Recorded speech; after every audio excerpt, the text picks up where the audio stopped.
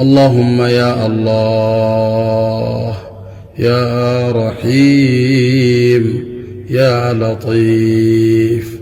اللهم إنا نعوذ بك من العجز والكسل والجبن والبخل والهرم والقسوة والغفلة والعيلة والذلة والمسكنة، ونعوذ بك اللهم من الفقر والكفر والشرك والفسوق والشقاق والنفاق والسمعة والرياء، ونعوذ بك اللهم من الصمم والبكم والجنون والجذام والبرص وسيء الأسقام، ونعوذ بك اللهم من غلبة الدين وقهر الرجال، ونعوذ بك اللهم من زوال نعمتك وتحول عافيتك